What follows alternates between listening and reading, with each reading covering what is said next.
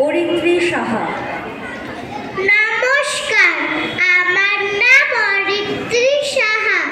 আমি নবনানন্দা মিউজিক স্কুলে পড়ি, গ্রুপে।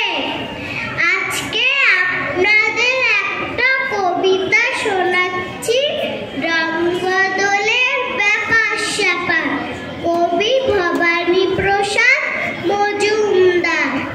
দিল্লি থেকে বিল্লি এলো, দুধের মতো সাদা।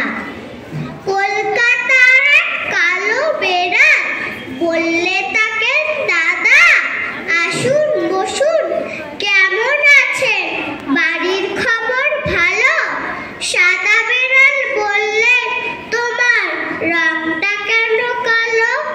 কালো বেড়াল বললে, শুনুন, রাখুন আগে বেদি। আমি যখন জন্মেছিলাম চলছিল লোডশেডিং। কুচবিহারের রাজা ছিল একটা কালো হাতি। যখন তখন ওই হাতিটা করত মাতামাতি।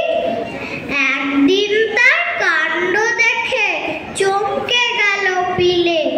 5টা কাপড় কাচার সাবান ফেললো হাতি গিলে। পরদিন কি ঘটলো ব্যাপার, বলছি শোনো দাদা। সাবান খেয়ে কালো হাতি বাচ্চা হলো সাদা। রামুর সাথে দামুর সেদিন হঠাৎ হলো দেখা। বললে রামু, শোন রামু, চললি কোথায় একা? 9 মাস বাদে দেখা হলো, কেমন আছিস? ভালো। আগে তো বেশ ফর্সা ছিলি, এখন কেন কালো? বললে রামু, কেমন করে রং হলো শোন ময়লা? আগে বেচতাম ময়দা আমি, এখন বেচি কয়লা। সেদিন ভোরে বললে ভোদা, বলতো ভেবেই হাদা, রাতে ফোটা ফুলগুলো সব হয় কিভাবে সাদা?